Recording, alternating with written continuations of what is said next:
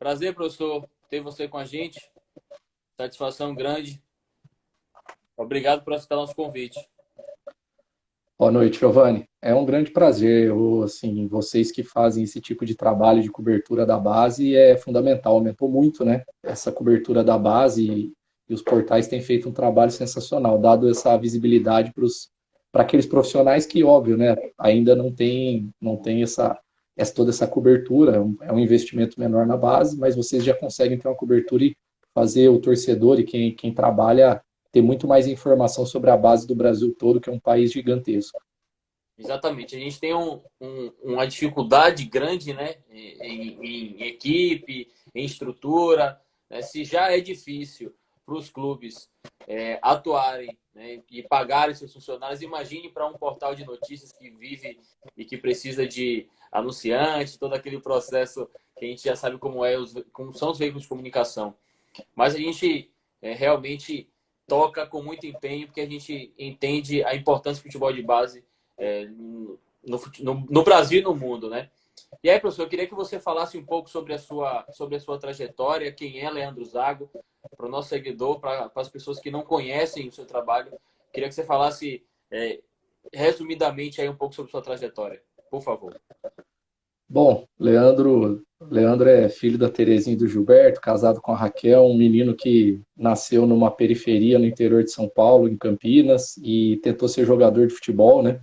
Então, como uma história, aí, acho que meio comum, né, Giovanni? A gente busca sempre, né, se apaixona pelo futebol ali quando é criança. E a partir daí fui buscar minha formação.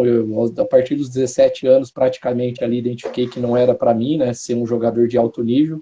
Saberia até que conseguiria talvez jogar profissionalmente, mas nunca atingiria um nível muito alto para poder ter sucesso, né, no futebol, sucesso e poder ter uma carreira com destaque, que é o que vale a pena. O futebol ele parece muito mágico para quem a gente assiste, mas grande parte aí dos atletas passam por muito mais dificuldade até do que por sucesso.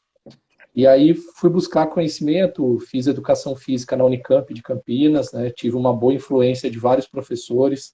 Como eu queria ser treinador, fui buscar MBA em gestão de pessoas como especialização.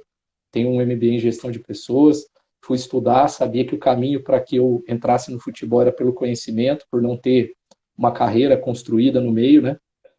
Então, a partir daí, esse ano já faz 20 anos, né, que eu dei o meu primeiro treino de futebol em escolas de futebol. Comecei pelo caminho das escolinhas de futebol, fui trabalhar com futebol adulto amador, né, jogos do SESI, futsal nos jogos do SESI, futebol de campo nos jogos do SESI muito novo. Eu tinha atletas que eram 30 anos mais velhos que eu, né, na época, eu com 21, 22 anos, já treinador aí de jogadores de 50, 52, de 30 também, né, no jogo adulto.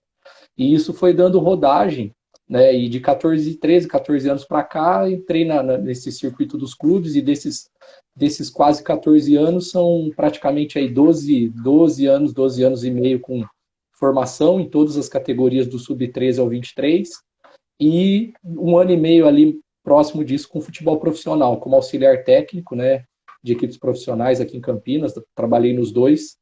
Então, basicamente foi isso, cara. Eu fui atrás do conhecimento, fui atrás de estágios importantes para poder construir esse conhecimento que poderia me colocar no mercado aí onde eu queria. Eu iniciei, né, minha fala falando que você tem destaque, né, nessa sua trajetória como treinador. Eu queria que você falasse um pouco sobre os seus títulos na Ponte Preta e no Atlético Mineiro, que foram esses que te deixaram num patamar, digamos assim, de destaque, né, no cenário nacional.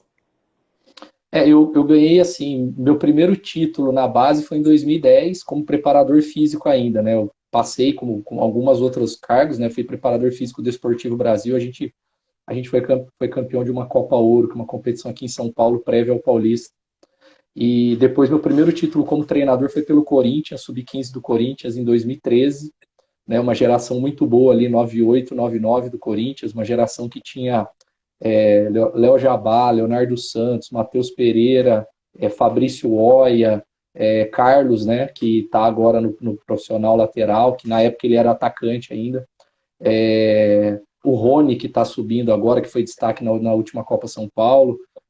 nas últimas aí que o Corinthians disputou. Então eram gerações muito boas. Então em 2013 eu E conquistei o 98 ou primeiro título. 99 aquele time? Desculpa. Esse time que eu falei é 98, 99, né? Mas no ano anterior também a gente teve a equipe 97, 98, que eu fiz grandes campanhas, mas não consegui nenhum título com eles. A gente sempre batia semifinal e acabava acontecendo uma coisa. Mas também era meu primeiro ano como treinador na base e acho que faltou também talvez um pouco mais de experiência ali naquele momento, né? Você trabalhou com o Márcio Zanardi, então. Eu trabalhei em paralelo com ele, não com ele junto, né? Ele era do sub-11, eu era do sub-15. Quando eu saí, ele assumiu o sub-15, Entendi. né? E já no ano anterior, a geração 97, 98, ela era melhor ainda, né? Que é a geração que tem o Malcom, que está no Zenit, passou pelo Barcelona, o Maicon, que está no Shakhtar, Guilherme Arana, que foi do Sevilha, está no Galo agora, retornou. Era uma geração, o Mantuan. Então, assim, era uma geração melhor ainda. E a partir dali eu praticamente fui só treinador, né? A partir de 2012, com breves períodos ali como auxiliar. E essas foram as primeiras conquistas. Na Ponte, eu tive um vice-campeonato paulista, fazia 34 anos que a Ponte não fazia uma final de competição estadual aqui em São Paulo. A gente perdeu a final para o Palmeiras, que foi o primeiro título ali do Palmeiras que marcou uma série de conquistas, né? Que o Palmeiras teve depois na sequência. O Palmeiras também vinha reestruturando, reformulando algumas ideias na base, e o Sub-20 ganhou, e depois daquilo o Sub-20 do Palmeiras passou ali o ano 2018 e uma parte 19 ganhando tudo praticamente, né? Até o Flamengo ter essa supremacia. Nesse time da Ponte a gente tinha o Emerson, que está no Betis, né? Que foi comprado pelo Betis, passou pelo Galo, Lateral foi vice direito. lateral direito, exato.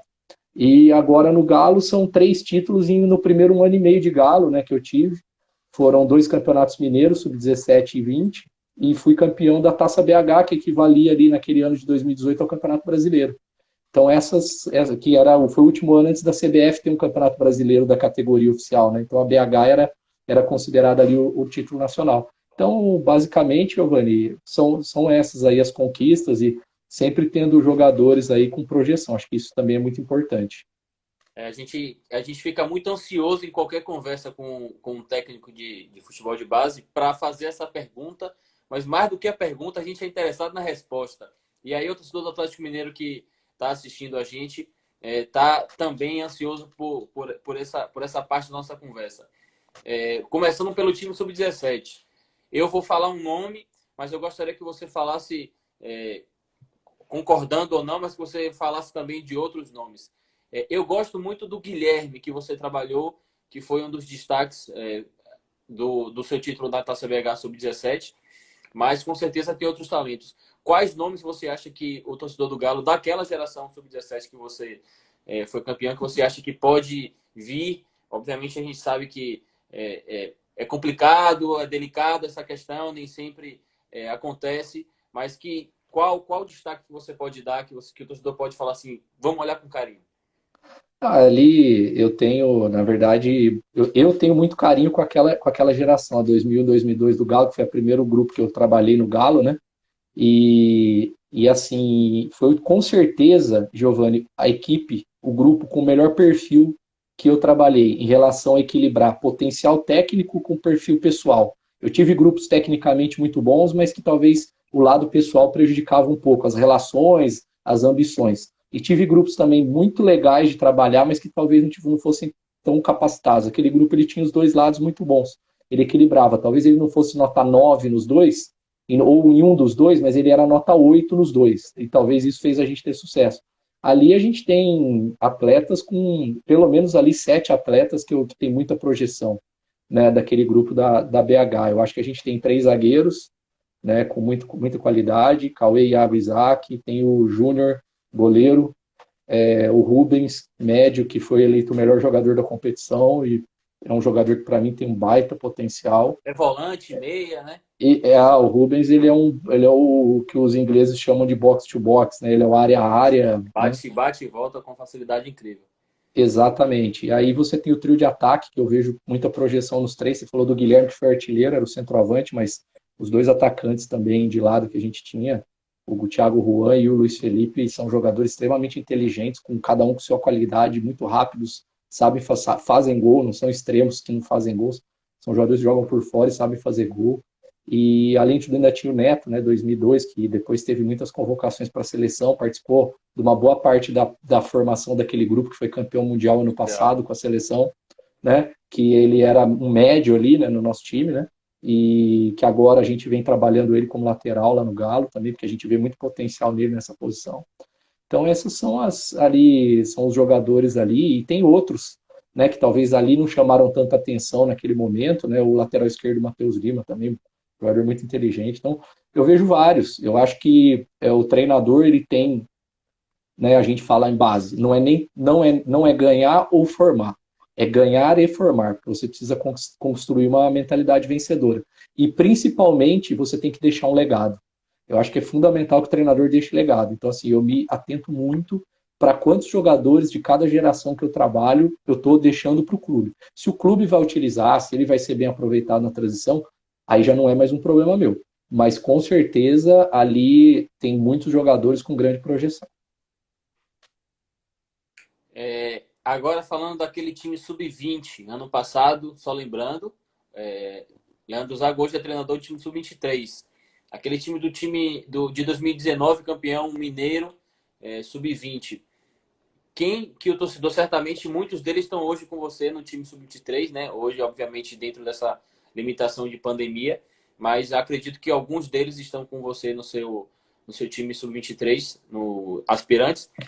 Quem daquele time ali tem potencial? Quem que você acha que o torcedor pode esperar aí com carinho nos próximos anos para surgir no time profissional? Bom, primeiro assim, é legal porque a gente deixou, né, antes de eu assumir a equipe de transição, a gente deixou ali um grupo, uma geração 2000, 2001 muito boa, né, que foi a que fez a Taça São Paulo, conseguiu fazer bons jogos na Taça e com certeza é um sub-20 muito mais forte do que aquele que tinha, né, que a gente tinha recebido. Então isso também é importante. E eu vejo assim, na verdade, os que eram os destaques são jogadores que estão, né, no grupo de transição, né? Primeiro o Marquinhos, que foi já importante ano passado para a equipe principal, inclusive fazendo alguns gols importantes, né? É um jogador que hoje é um patrimônio do clube, já é monitorado por clubes do exterior, né? Um jogador que estava no último ano de sub-20 e naquela ansiedade de vai, não vai, mas tinha demonstrado muito desenvolvimento, né? Muita maturidade, muito desenvolvimento técnico. Era um jogador extremamente decisivo para a gente em vários jogos.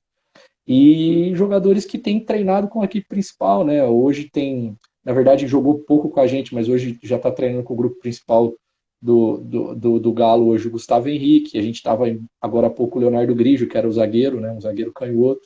E o Adriano, volante, e o Castilho. Acho que esses jogadores aí são aqueles que mais rápido podem chegar. Mas tem alguns outros 9-9 também com potencial, mas que não foram tão destaque dentro daquele grupo, mas que também tem potencial para chegar. Então, assim, eu já falei aqui de pelo menos uns 12, 13 nomes, e a gente deve ter ali no Galo hoje com projeção, né, para a torcida aí, a gente tem pelo menos uns 25 nomes aí que os próximos 3 anos vão colocar em condição de disputar. Se vão chegar ou não, depende de muitos fatores, do atleta, do clube, do uso, do treinador que está lá, tem muitas coisas no processo, mas que o Galo hoje tem ali muitos jogadores em projeção, isso a gente tem.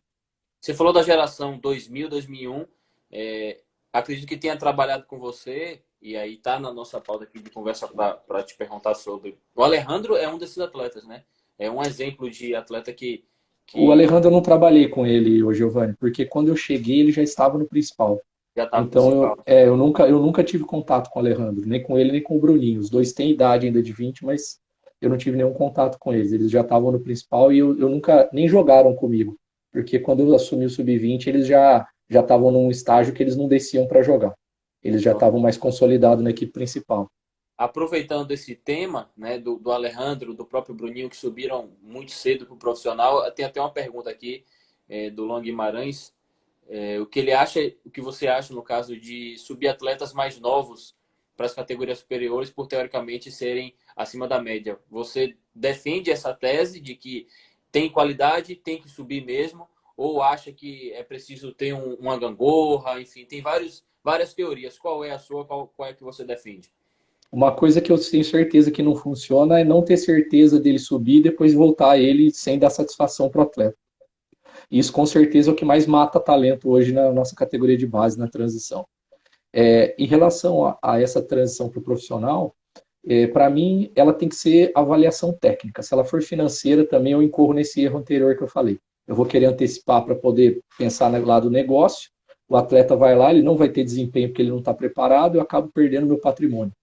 Então, ele tem que olhar para o lado técnico. O lado técnico, ele tem que me dizer o seguinte: o atleta tem que estar na categoria que proporcione para ele grandes desafios. Ele sobra no sub-17 em relação a desempenho, talvez ele esteja preparado para estar no sub-20. Ele sobra no sub-20 em relação a desempenho, talvez ele esteja preparado para estar no profissional. Se ele é um bom jogador que fez 3, 4, 10 bons jogos, isso não é suficiente para eu poder subir um jogador. Outra coisa, nada melhor do que consultar aquelas pessoas que trabalham no dia a dia com o atleta. Então, para mim, muitas vezes o processo ele acontece errado, porque ele vem de cima para baixo, o atleta sobe e ele é uma decisão de alguém que não conhece o atleta. E quem conhece o dia a dia do atleta é muito diferente de quem viu o atleta jogando. O atleta pode estar passando por um motivo por um momento de desempenho que não condiz com a preparação dele, né, com o que ele consegue entregar. A gente sabe que a médio e longo prazo ele não vai sustentar aquele desempenho. Ou que ele enfrentou cenários, né, por exemplo, hoje a Taça São Paulo, ela é uma competição enganosa. A torcida usa de parâmetro, a torcida se empolga, mas uma coisa que assim, a Taça São Paulo ela é útil para avaliar jogador a partir das quartas de final. Às vezes, dependendo da competição, das oitavas, onde você começa a enfrentar os bons adversários. Para um time grande como o Galo, um jogador dele, ele vai muito bem, ele tende a ir muito bem nos primeiros jogos da Copa São Paulo, porque ele vai enfrentar um nível de dificuldade muito baixo. E isso não tem relação. Não é porque o jogador fez 5 gols num time fraco que ele está pronto para fazer um gol na Série A. Porque não relacionam, né? Resolver 5 vezes um problema fácil não significa que eu estou preparado para resolver uma vez o difícil, né? Então, esse tipo de correlação entre as coisas que tem que ser melhor avaliado, Giovanni, para a gente parar de perder talento. Hoje eu acho assim, a gente melhorou muito o nosso processo de formação no Brasil, os grandes clubes têm profissionais muito bons, mas a gente tem um gargalo na transição, a gente ainda não explora o máximo potencial da transição. E quando a gente tem uma transição alinhada, acontece mais ou menos o que está acontecendo no Flamengo, que é um time que nos últimos 3 anos fez aí quase 600 milhões de reais em venda de atleta. Porque o atleta tem grande projeção, tem potencial, sobe, joga e aí é negociado. Então, assim, quando você consegue formar grandes talentos e ter esse time de transição do atleta para o profissional, eu acho que esse é o grande segredo, para não matar o talento. Perfeito. Você fala em talento, você fala em extracampo, e numa pesquisa rápida sobre a sua carreira e perguntas aos amigos do mundo da bola e do futebol de base, sobre a sua pessoa como profissional de base, as pessoas falaram sobre o seu fator coração, sobre o seu fator humano. E me destacaram assim, esse é um verdadeiro gestor de equipes. Fala um pouco sobre essa sua atenção especial a esse extracampo, por favor. Pô, fico lisonjeado, não sei quem foi que te falou, mas agradeço essas pessoas, né? Que bom que eu tenho essa imagem com eles, né? Porque é o que a gente tenta construir. É óbvio que a gente está num ambiente de alto rendimento e a gente precisa tomar decisões importantes todo dia, e decisões que às vezes vão ter impacto na vida de alguém, né? Mas é importante que nessas relações que a gente constrói, primeiro, todos os profissionais do processo têm que ser respeitados. Então, cada um tem que participar com competência daquilo que ele pode. Nós temos que pegar o melhor de cada pessoa e envolvê-la no processo, né? Então, acho que isso faz com que, primeiro, a pessoa se sinta respeitada e importante dentro daquele processo. Acho que isso é fundamental, Giovanni, porque quando eu chego e centralizo, eu descarto pessoas, eu descarto potenciais e eu vou ter pessoas que estão ali sem envolvimento. E, para mim, a primeira coisa que eu tento construir em um ambiente é envolvimento para poder ter um grande comprometimento com o resultado. Eu quero que todo mundo esteja envolvido e comprometido com aquilo que está sendo construído. Então, eu preciso que as pessoas estejam juntas e elas estejam indo para o mesmo caminho. Eu busco, né, tratar todos com grande respeito, dedicar o espaço que cada um merece, né, que cada um tem que ter espaço e conforme a pessoa vai se envolvendo dentro do processo, vai mostrando querer estar ali de coração, eu acho que ela merece todo o crédito para participar ainda mais e contribuir ainda mais. Então, na verdade, a gente às vezes tem que fazer alguns filtros, a gente encontra profissionais que têm determinados perfis que não atendem ao que eu estou falando. Eu sou extremamente exigente, né, Giovanni? Eu me preparo, eu estou próximo de estar nessa transição também profissional, e eu me preparo muito para isso. Então, eu tenho um nível de cobrança e de excelência com o atleta e com as pessoas que estão comigo muito alto. Então, não é muito fácil trabalhar comigo se a pessoa não estiver comprometida com o que ela faz. Se ela estiver cumprindo hora, ela vai ter dificuldade. Mas para quem está envolvido, eu tenho certeza que há muita contribuição e crescimento pessoal para os dois lados, tanto para mim como para quem está envolvido. Então, tudo isso, cara, é uma exigência para a gente poder criar esse ambiente de alto nível, né, que todo mundo esteja envolvido. Eu não consigo ver a performance do atleta como dependente só exclusivamente do trabalho do treinador. Ela é multidimensional.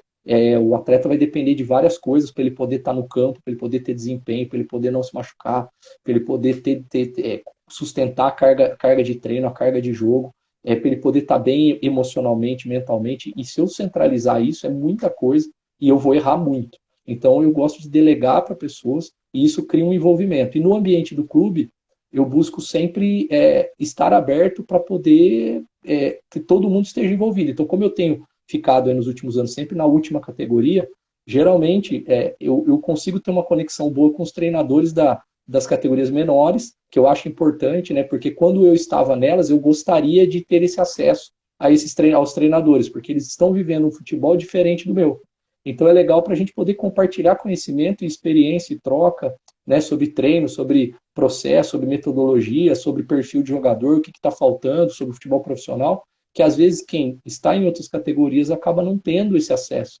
Então, todo esse ambiente ele acaba sendo favorável e, para mim, é papel do treinador manter esse ambiente favorável. O treinador que tem ambiente pesado, ele contribui muito para o insucesso dele. Excelente, professor. Eu vou fazer um. Tá chegando muita gente aqui, muitos comentários. Eu vou situar para quem não está ligado no movimento. Nós estamos aqui em mais uma live da base. Meu nome é Giovanni Soeiro, nós somos do portal da base, né, o dabase.com.br. Estamos conversando com o Leandro Zago, técnico do time sub-23 do Atlético Mineiro, que tem se destacado aí nos últimos anos e foi uma das pessoas mais recomendadas quando a gente pediu que o torcedor, que os nossos seguidores recomendassem, né, falassem os nomes. O nome do Zago foi um dos preferidos da galera e por isso nós estamos conversando com ele aqui agora. Zago, eu sei que você é um cara muito estudioso. Você falou aí da parte do extracampo, falou de jogadores, falou do período de transição da sua carreira. Uma coisa que notadamente você é preocupado é com variações de jogo, né, modelos de jogo diferentes. E eu nunca conversei isso com nenhum treinador, inclusive. Eu queria iniciar essa resenha específica sobre modelo de jogo com você. Você não acha, de que forma você enxerga essa... parece que virou vício, parece ser a única possibilidade. Eu vejo os torcedores no próprio estádio cornetando aquele modelo de jogo que está em moda, né, que é o 4-3-3, com dois ponteiros abertos, bem a moda antiga, mas que agora o beirada bate e volta. Enfim, muitas vezes a gente vê alguns treinadores bem limitados nesse sentido, bem focados nisso, e às vezes o jogo pede uma variação e não vem. O torcedor não vê isso. O que você acha disso? Como é que você treina isso? Como é que você trabalha isso nas suas equipes? Então, Giovanni, eu penso o seguinte: para mim, você sempre estará limitado nas suas variações pela limitação dos seus atletas. Eu não acredito que o treinador, que é a capacidade de variação que ele tem na cabeça dele ou na ideia dele, é o que ele tem de possibilidade para o jogo. O que você tem de possibilidade para o jogo é a possibilidade que os seus atletas oferecem. Porque mudar um jogo não significa mudar aquilo que eu estou pensando sobre o jogo. Mudar o jogo significa fazer com que meus atletas entendam que o jogo precisa ser mudado e sejam capazes de executar coisas diferentes do que eles têm feito até aquele momento no jogo. Então, a partir disso, né, eu venho aí nos últimos 6, 7 anos, voltando muito o meu olhar dentro do meu processo de desenvolvimento para o desenvolvimento individual do meu atleta, para poder oferecer para ele várias ferramentas e com significado. Então, não estou falando daquele treino antigo, né, aquele treino que é meio clichê de chapa com os dois pés, peito do pé, 2-2, passe de frente. Não estou falando disso. Mas pensei sempre em criar exercícios, criar desafios, criar jogos dentro do treino que estimulem o atleta cada vez mais desenvolver mais ferramentas para ele poder jogar o jogo de maneira melhor. Por quê? Um atleta que tem mais possibilidades, né, ele vai conseguir ter mais variantes dentro do jogo, dentro do que for possível. Então, se eu precisar mudar de um jogo de posse, um jogo apoiado, para um jogo direto de primeira bola, para ter segunda bola, porque o jogo me pede, choveu. Eu não vou conseguir ter um jogo apoiado. Muito comum na base. Muito comum, campo ruim. Eu não vou. Como que eu vou ter isso? Não é porque eu falei para fazer que os meus atletas vão fazer. Eles têm que ter sido estimulados a entender o que esse jogo pede. Uma coisa é eu jogar apoiado, eu subir agrupado com a bola, em passes curtos, com jogadores próximos, porque isso tem relação com a transição. Na hora que eu vou perder a bola, eu vou ter os jogadores próximos para pressionar, para poder ter conexão entre eles na recuperação da bola. Quando eu vou para um jogo de primeira e segunda, eu naturalmente afasto mais meus jogadores quando eu estou atacando. Consequentemente, eu afasto mais para recuperação da bola, caso eu não termine a jogada. Então, tudo isso tem conexão com tudo. Ataque, defesa, ideia. E se o meu jogador não entende isso, como que eu vou, naquele momento, na beirada de um campo, a partir de uma orientação, construir tudo isso? Então, eu acredito muito que eu preciso desenvolver os meus jogadores para que eles tenham vários tipos de possibilidades de leitura dentro do jogo, para que eles saibam jogar em jogo curto, em jogo em primeira e segunda, em contra-ataque, marcando baixo, marcando alto, pressionando, recuperando a bola rápida, temporizando em transição, todas as possibilidades. Para, a partir dessa riqueza, eles conseguirem executar aquilo que o jogo pede. Nós vamos com um plano de jogo para o jogo, óbvio, você sempre tem um plano de jogo, você tem uma ideia central. Mas se eu precisar adequar o plano de jogo e meu jogador tiver todas essas possibilidades construídas, primeiro que ele vai percebendo naturalmente, porque o treino já vai ter feito ele pensar sobre aquele problema. Né? A ideia é que o treino faça. E se ele não estiver percebendo, com leves orientações, ele já consegue atingir o estado de performance que eu quero, porque ele já tem aquilo dentro dele. Então, essa é a minha ideia sobre variação. Eu não acredito em variações de prancheta se ela não tiver sido construída com o atleta no dia a dia, com treino, com um processo que construa degrau por degrau todas essas ideias. Demanda tempo, e aí talvez a gente esteja falhando, né, no futebol, principalmente profissional, que não dá tempo para os treinadores, e aí nós temos equipes que não conseguem construir com muita riqueza, porque elas têm pouco tempo, então elas constroem uma forma objetiva de jogar, e na base um pouco mais de tempo, e você vai vendo que aqueles trabalhos que tem um processo melhor de seleção de jogadores e dão para bons profissionais tempo, são aqueles processos que hoje a gente tem grande êxito, que são os processos vencedores hoje na base. Perfeito. Está claro que o processo, o termo processo é muito importante quando você pensa em definir o modelo de jogo. Certamente o internauta que está aí acompanhando nossa entrevista, nosso bate-papo, vai observar mais atentamente quando tiver a oportunidade de ver o time do Zago em campo. E aí, para esses privilegiados aí, tivemos em torno de 100 pessoas aí diferente. O que o torcedor pode esperar do time do Zago? Qual é a preferência, independente? A gente sabe que existem essas variações, existem esses processos todos, mas digamos que a gente esteja num processo seletivo para um grande clube e na mesa com o diretor, o cara fala assim, o que você quer? O que você prefere? Como você prefere jogar para trazer os jogadores ao seu modelo de jogo? Qual a ideia de jogo do Leandro Zago? Ó, eu vou te falar uma coisa meio brincadeira, mas é sério. Para ser contratado, eu falo aquilo que ele quer ouvir, bem bonito. Que vou jogar propondo o jogo, que eu vou ser ofensivo, que eu vou jogar, que eu vou ter ideias de ataque, vou jogar em cima do meu adversário o tempo todo, papapá. Eu posso falar um monte de ideias sobre ataque. Mas eu acho que o mais importante, Giovanni, para a gente construir, depois eu vou finalizar com a resposta do que você me perguntou, é entender cenário. Se a gente não entende cenário, cara, você não vai ter sucesso como treinador. Um treinador tem que fazer exemplo. Eu assumi a equipe sub-20 do Galo ano passado, no dia 26 de junho. Menos de uma semana depois, eu tinha um jogo pelo Mineiro 2 dias depois, que a gente ia jogar, já estava planejado com uma equipe B, eu estava no Sub-17, fiz a transição. E a gente já tinha um jogo contra o Fluminense em casa no meio da outra semana. Eu teria praticamente 2 ou 3 sessões de treino para enfrentar o Fluminense. Nós vencemos o jogo no sábado e fomos enfrentar o Fluminense. Eu tinha 3 sessões de treino contra o Fluminense. Eu ainda estava começando a conhecer os atletas um pouco, né? Com relação à ideia, ela estava sendo ainda passada uma pequena parte. Nós perdemos por 4-1. A equipe ela já tinha vindo de uma derrota para o Botafogo. E a equipe sub-20 do Galo, naquele momento, ela fazia 1 ano e meio que ela não vencia um jogo grande fora do estado de Minas Gerais. Desde que praticamente eu cheguei no clube, a equipe só venceu jogos contra o rival pelos clássicos regionais, né? Que foram 2 ou 3 vitórias, se eu não me engano. Ela não foi à final do ano anterior, do Campeonato Mineiro, ficou fora, perdeu a vaga para o América, foi América e Cruzeiro a final. E aí, naquele ano, ela já vinha, tinha perdido o jogo no Mineiro, mas vinha com uma boa campanha.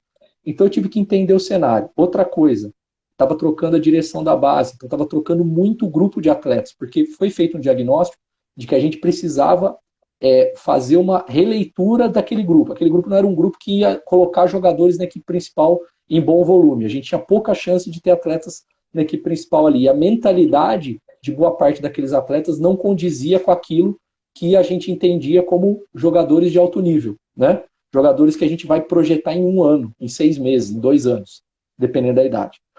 Ou seja, foi feita uma troca de 20 jogadores. A gente tirou 20 e chegaram 20, né? Pela direção da base, né? Chegaram 20 atletas. Só que esses 20 não chegaram de uma vez na minha primeira semana. Eles foram chegando de 2 em 2, de 3 em 3 a cada semana. Então isso foi um processo de 2, 3 meses que foi acontecendo ao longo do processo. Eles vinham, geralmente, jogadores que não estavam jogando, fora de forma, que eram jogadores com potencial bom, mas que a gente não estava em condição de desempenho. Dentro disso, eu estava no Campeonato Brasileiro, como eu te falei, a gente tinha perdido para o Fluminense, tinha jogo pelo Mineiro no sábado, e enfrentava o campeão da Copa do Brasil, que era o Palmeiras, na outra semana, em casa. Né? Um cenário que a gente era, naquele momento, lanterna da competição, na segunda rodada, e eu estava renovando o grupo. Então, nesse momento, Giovanni, eu não posso colocar o meu ego à frente daquilo que vai ser o melhor para todo mundo. O que era o melhor naquele momento? Primeiro passo, tornar aquela equipe competitiva. Eu precisava resgatar aquela equipe emocionalmente. Era uma equipe que estava... Exatamente. Eu precisava, o primeiro passo, eu precisava não sofrer gol rápido.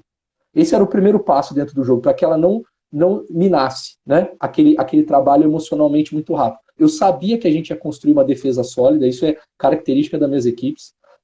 Tem defesa sólida, muita velocidade quando recupera a bola.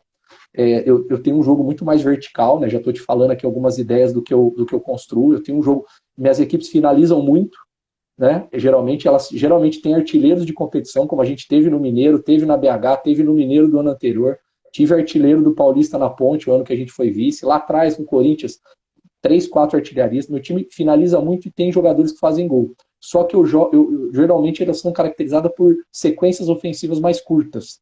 Eu prefiro ser um pouco mais vertical e recuperar a bola na sequência, do que fazer com que a bola rode muito. Até acho que eu tenho mudado e tenho elaborado um pouco mais o jogo com o tempo. Mas, naquele momento, encaixava bem com os jogadores que eu tinha e com o tempo que eu tinha para treinar, que era 0. Porque eu praticamente jogava sábado, recuperava, jogava quarta, recuperava, jogava sábado. É óbvio que eu comecei a dividir 2 grupos para poder treinar. E aí os jogos do Campeonato Mineiro a gente conseguiu ir vencendo, mas a gente foi construindo a campanha do brasileiro sólida naquele momento. A partir do jogo contra o Palmeiras, nós vencemos por 3-0. Nós ficamos 15 jogos invictos a partir daquela semana. E aí a gente disparou, fomos lá para 4º lugar do Campeonato Brasileiro, classificamos em primeiro no Campeonato Mineiro, na primeira fase, terminamos em primeiro, jogando com jogadores que não vinham jogando brasileiro. E aí então a gente conseguiu dar uma sustentação, a gente acabou enfrentando, fora o América, algumas equipes mais do interior de Minas, na reta final, ali 3, 4 jogos. E aí a gente teve que planejar a reta final, já chegou a final do Mineiro, e eu tinha praticamente 2 meses de trabalho e chegaram à reta final. Então não era o momento de eu estar elaborando uma ideia de jogo. Eu precisava, naquele momento, ser muito sólido e competitivo. Eu tinha uma semifinal muito forte contra o Cruzeiro, que é o grande rival.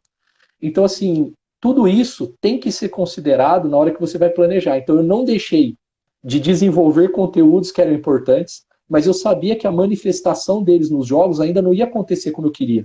Então, ao longo do tempo, nós fizemos grandes jogos no Campeonato Brasileiro. Vitórias, assim, de 3-0 contra o Vitória, 4-0 contra o Santos, 2-0 no Grêmio, que foi vice-campeão da Copa São Paulo depois, em janeiro. Ganhamos do São Paulo, que para mim, tecnicamente, era a melhor equipe da competição do Campeonato Brasileiro. Só que a gente começou a evoluir em ideias e conceitos ao longo da competição.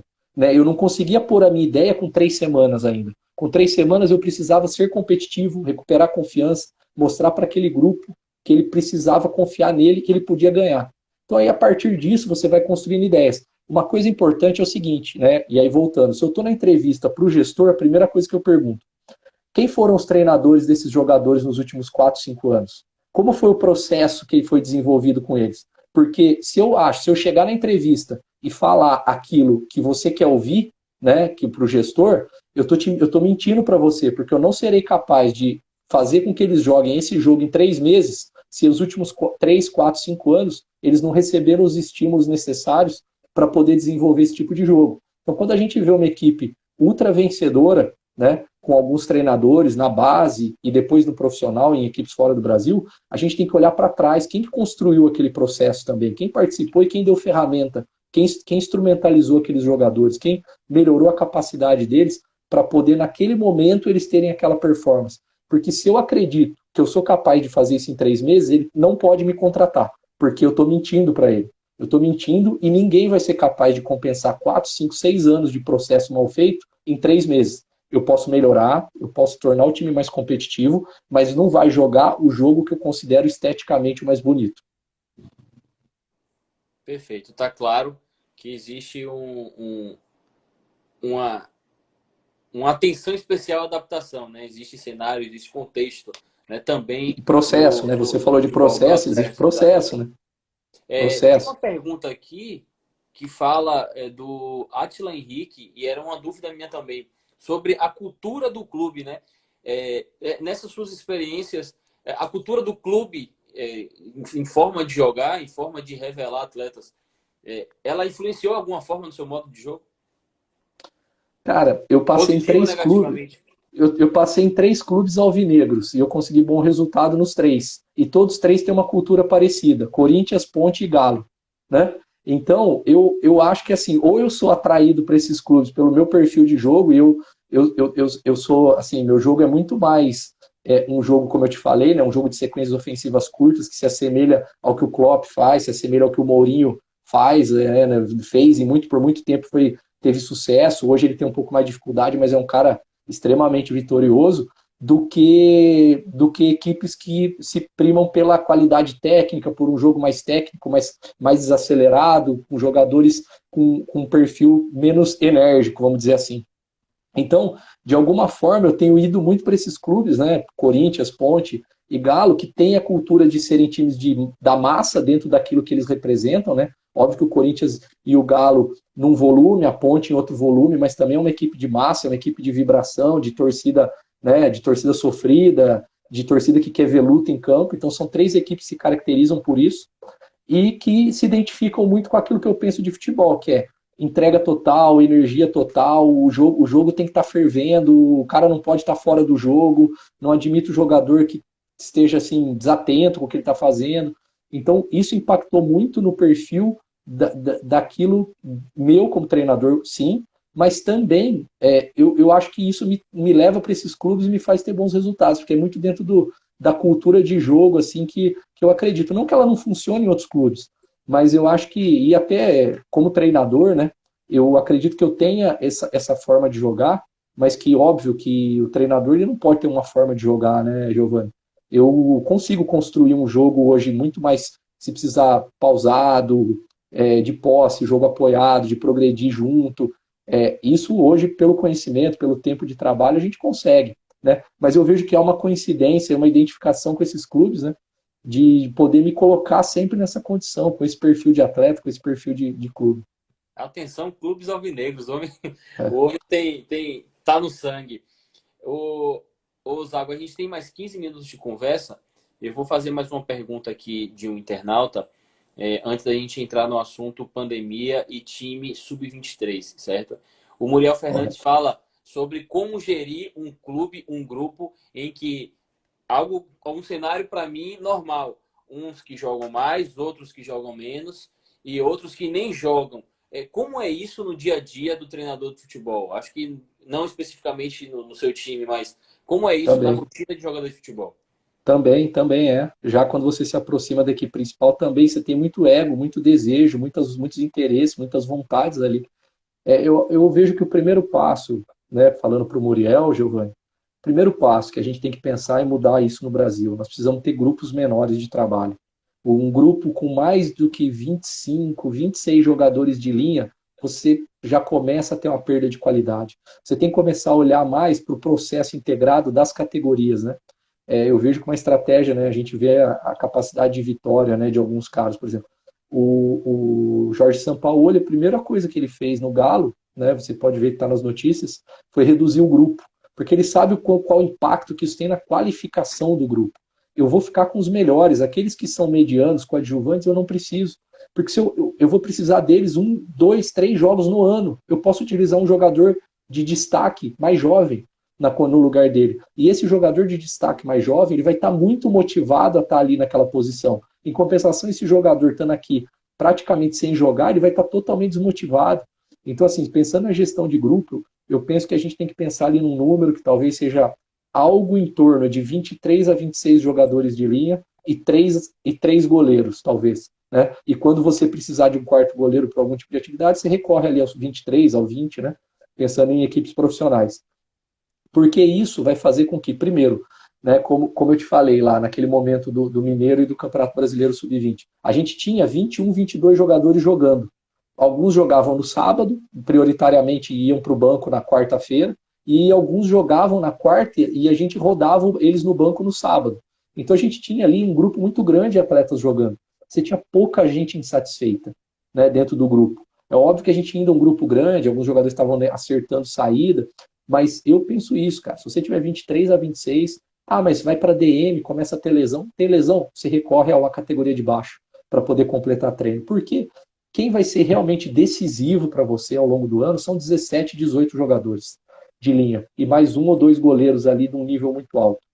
Partiu disso, é muito mais energia perdida de ambiente ruim, desmotivação no treino, mobilização da comissão paralela para poder dar treino para esses caras quando você está envolvido com o jogo, do que efetivamente resultado prático e sucesso. Isso faria, inclusive, olha só, com que o campeonato, por exemplo, o campeonato brasileiro, ele seria muito mais qualificado se as equipes brasileiras trabalhassem com menos jogadores, porque aí os grandes times não iam ter 35 jogadores lá, muitos encostados. Eles empurrariam ali 10 jogadores que teriam que se empregar. Então eles estariam empregados jogando em outro lugar, quem não estaria, estaria nos clubes médios, né? Se a gente tivesse essa filosofia, isso qualificaria muito. Eu acho que esse é um dos motivos também da nossa queda em alguns aspectos técnicos. A gente tem muito bons jogadores que estão parados em grandes clubes e eles não jogam em clubes médios, porque eles ficam inflacionados, né? Por questão de grande salário, e ele não quer ser emprestado para ganhar menos, e às vezes o grande clube não entra em acordo para dividir salário. Então, assim, tem vários aspectos que os grandes grupos, mas aí vamos voltar lá na palavra processo. Para mim, isso tem origem onde? O futebol profissional é pensado isolado do departamento de base. Porque se fosse um processo integrado, eu saberia que aqueles outros 23 do sub-20 são meus imediatos. Eu qualificaria aqueles 23 para serem meus imediatos. Eles estariam ali com uma comissão, estariam jogando, e a qualquer momento eu recorreria a eles. Eu teria consciência que eles têm que estar qualificados para servir ao principal, e a qualquer momento eles eu recorreria. Eu não precisaria ter um jogador. E aí tem um custo, eu vou te falar um custo de um clube médio, isso é fato. Cada jogador de base, num grupo de clube médio, um clube de Série B grande ou de pequeno de A, aqueles clubes que flutuam entre Série A e B. Cada jogador de base, ele impacta entre 40 e 50 mil reais a menos por mês, estando no grupo da equipe principal. Ou seja, eu gasto 40, 50 mil a mais por jogador que eu mantiver no grupo principal em relação a um jogador de base. Se eu pensar que eu tenho 8 jogadores de base no meu grupo principal, são 400 mil por mês. Ao longo do ano são 5 milhões de reais que eu gasto com jogadores que muitas vezes não vão jogar. E aí reclama-se do investimento. E se eu pensar num clube grande, esse valor vai para 80 a 90 mil. Né? Essa conta do jogador de base, o quanto que ele economiza estando lá. Então, essas ideias a gente precisava começar a ter para equacionar receita. Eu acho que melhora o processo, oportuniza os talentos que estão subindo, né? Os jogadores com potencial que estão subindo, que muitas vezes são barrados, porque é muito mais seguro colocar um jogador mais velho do que colocar um jogador de base, e aí eu não teria outra opção. E óbvio, eu tenho que garantir que eu esteja formando bons jogadores, porque eles vão ser utilizados a qualquer momento. Excelente. Que aula! Que é Que isso. aula! Tem uma pergunta aqui, vamos para a última. do Cristiano. Inclusive, um repórter nosso que já te entrevistou, já fez reportagem com você, ele pergunta sobre os impactos da pandemia no time sub-23. Alguns clubes, inclusive, já encerraram com a categoria, né, de aspirantes. Como é que está essa situação no Galo? Existe a possibilidade de finalizar essa categoria? Como é que você está trabalhando no dia a dia? Eu sei que não tem poder de campo, mas o extra-campo aí, eu sei que vocês estão se movimentando. O que precisa ser feito? O que está sendo feito? Jogadores sendo demitidos? Vão chegar novos? Como é que está esse planejamento?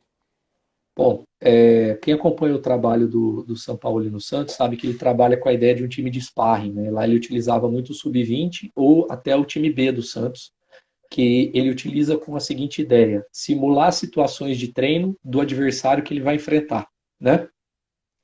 E a gente já vinha redesenhando com a chegada dele a ideia da equipe. Então ela deixou de ser uma equipe de transição e ela passou a ser uma equipe com a ideia de sparring. Então a saída de jogadores, e assim, verdadeiramente, dos jogadores que saíram, com raríssimas exceções, não eram jogadores que vinham demonstrando desempenho suficiente para estar no clube. Aqueles que realmente apresentavam desempenho ficaram. Então, assim, né, se tem alguém acompanhando, a seleção foi muito bem feita ali dos jogadores que ficaram.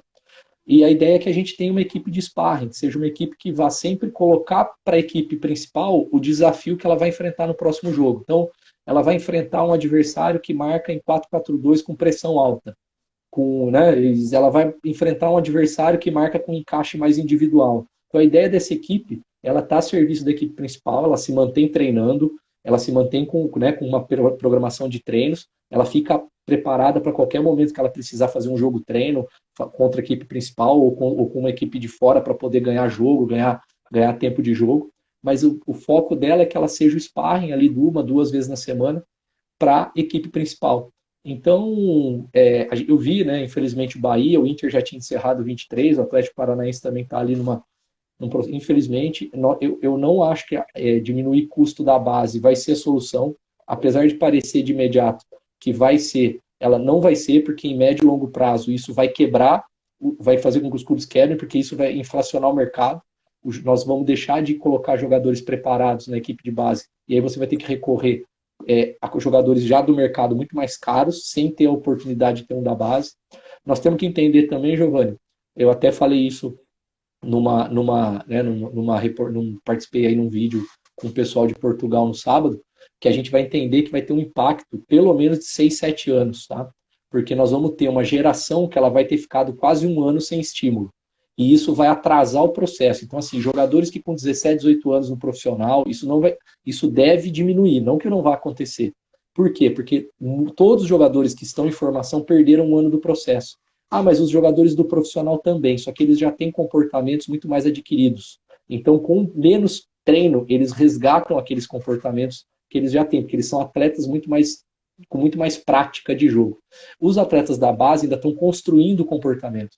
E então eles vão precisar, e isso vai talvez atrase um ano. Eu vi até uma ideia que está se discutindo de adiar, né, para o ano que vem, assim, as competições a sub-15 virar 16, a 17 virar 18, com uma possibilidade de colocar esses jogadores para jogar. Vi uma reportagem agora há pouco sobre isso. Acho que até foi uma ideia de eu vi só a chamada, né, não vi de quem foi. Mas assim, vai ter que pensar em alternativa, porque eles vão perder minutagem esse ano e isso vai ter um impacto em médio e longo prazo, né? E uma coisa importante, como nós temos que pensar aí pensando em nível mundial. Ah, mas todo mundo parou, ponto. Mas países que são melhores, têm melhor economia e infraestrutura, vão voltar antes da gente. Então, por exemplo, a Europa deve voltar antes da gente, os Estados Unidos deve voltar antes da gente. Então, Começou a os voltar, atletas, né? os atletas deles devem ficar menos tempo que os nossos sem exposição ao treino.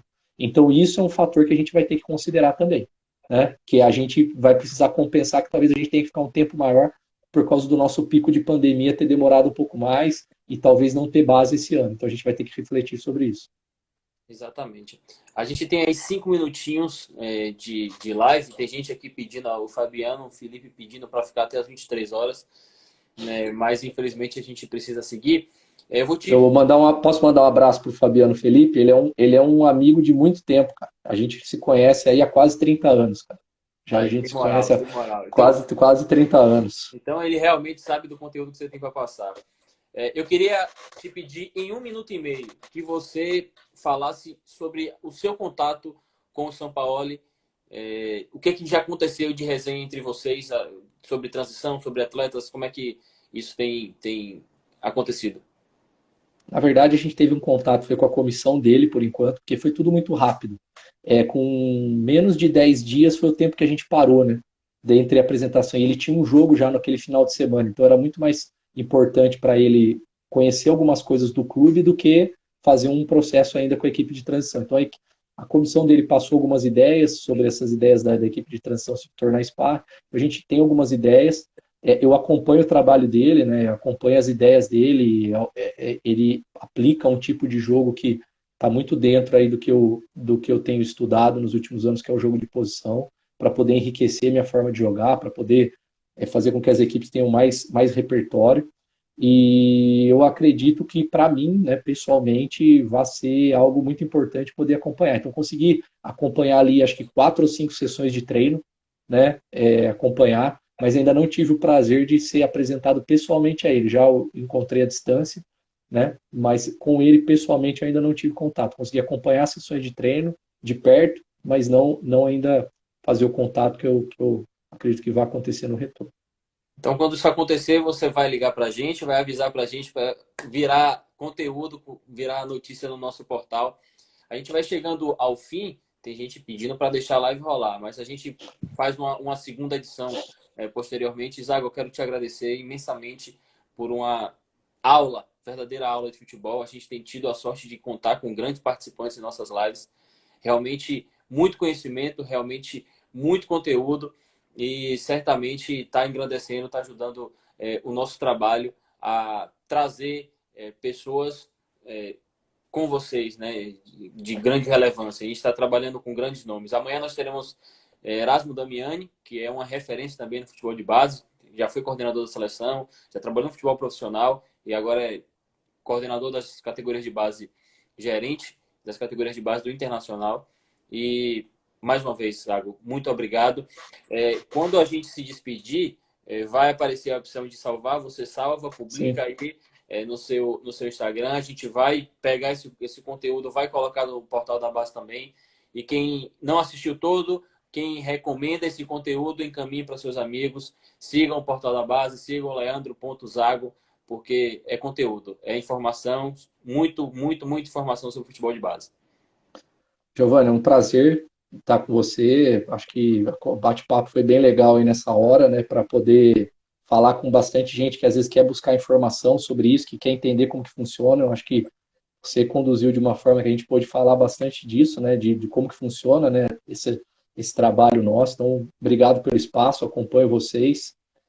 Queria convidar, né, quem tá acompanhando a gente, eu vou publicar no canal do YouTube, né, Leandro Zago, é só procurar lá, vai achar no meu canal do YouTube, a partir de amanhã acredito que já esteja a live completa.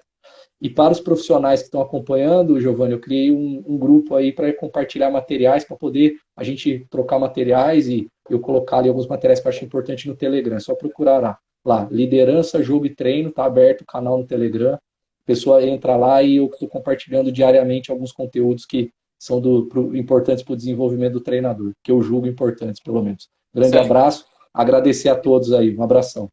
Quem tiver interesse pode chamar no direct, não é isso? Boa noite a Exatamente. todos. Valeu. Até mais. Um abraço, obrigado. Abração.